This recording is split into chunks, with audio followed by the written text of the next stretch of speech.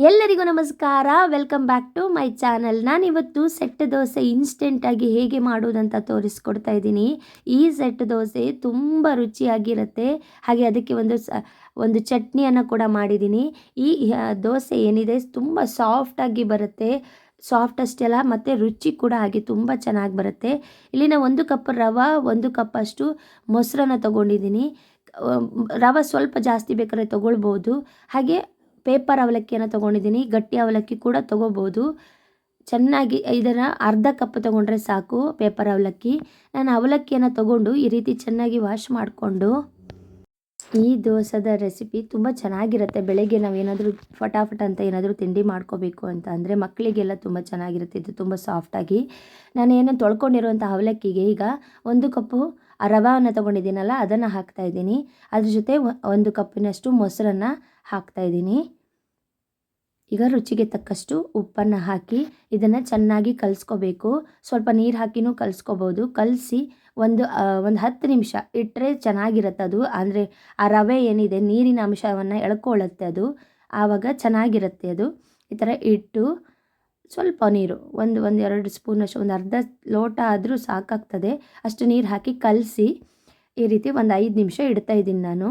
5ರಿಂದ 10 ನಿಮಿಷ ಇಟ್ಟರೆ ಸಾಕಾಗ್ತದೆ. ನಾನು ಇಲ್ಲಿ ಇಟ್ಟು ನೋಡ್ತಿರ್ಬೋದು ನೀವು. ಆ ರವೆ ಒಂಥರ ನೀರಿತ್ತು. ಈಗ ನೋಡಿ ಎಷ್ಟು ಗಟ್ಟಿಯಾಗಿದೆ ಅಂತ.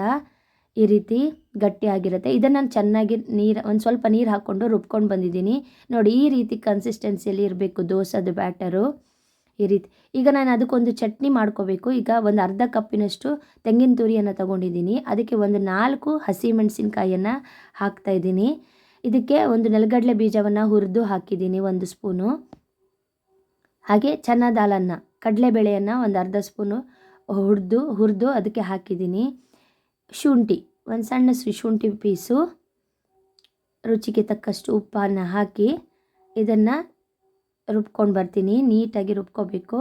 ಈಗ ನಾನು ಅದು ಒಂದು ಸ್ವಲ್ಪ ಒಗ್ಗರಣೆ ಕೊಡಬೇಕು ಚಟ್ನಿಗೆ ಅಂತ ಒಂದು ಸ್ಪೂನಷ್ಟು ತೆಂಗಿನೆಣ್ಣೆ, ಒಂದು 1/4 ಸ್ಪೂನು ಇಂಗು, ಹಾಗೆ ಒಂದು ಮೆಣಸು, ಒಣ ಮೆಣಸನ್ನು ಹಾಕಿ ಅದಕ್ಕೆ ಕರಿಬೇವಿನ ಎಲೆಗಳನ್ನು ಹಾಕಿ ನಾನು ಒಗ್ಗರಣೆ ಕೊಡ್ತಾಯಿದ್ದೀನಿ. ಸಾಸಿವೆ ಬೇಕಾದರೆ ಹಾಕ್ಕೋಬೋದು. ನಾನಿಲ್ಲಿ ಸಾಸಿವೆ ಹಾಕಿಲ್ಲ. ಈ ರೀತಿ ದೋಸೆ ತುಂಬ ಚೆನ್ನಾಗಿರುತ್ತೆ. ಚಟ್ನಿಗೆಲ್ಲ ಒಗ್ಗರಣೆ ಕೊಡೋದ್ರಿಂದನೂ ಕೂಡ ಚಟ್ನಿ ಟೇಸ್ಟ್ ತುಂಬ ಚೆನ್ನಾಗಿ ಬರುತ್ತೆ. ನೀವು ನೋಡ್ತಿರ್ಬೋದು ಈ ಬ್ಯಾಟರ್ಗೆ ನಾನು ಒಂದು ಅರ್ಧ ಸ್ಪೂನಷ್ಟು ಅಡುಗೆ ಸೋಡಾವನ್ನು ಹಾಕ್ತಾಯಿದ್ದೀನಿ. ಯಾಕಂದರೆ ಇದು ಇನ್ಸ್ಟೆಂಟಾಗಿ ಇಮಿಡಿಯೇಟಾಗಿ ಮಾಡೋದ್ರಿಂದ ನಾವು ಹಾಕಬೇಕಾಗತ್ತೆ. ಬೇಕಾದವರು ಹಾಕ್ಕೋಬೋದು, ಇಲ್ಲಾಂದರೆ ನಡೆಯುತ್ತೆ. ಬಟ್ ಗಟ್ಟಿಯಾಗಿ ಬರುತ್ತೆ ದೋಸೆ. ನಾವು ಈ ರೀತಿ ಸೋಡಾ ಹಾಕೋದ್ರಿಂದ ಸಾಫ್ಟಾಗಿ ತುಂಬ ಚೆನ್ನಾಗಿ ಬರುತ್ತೆ.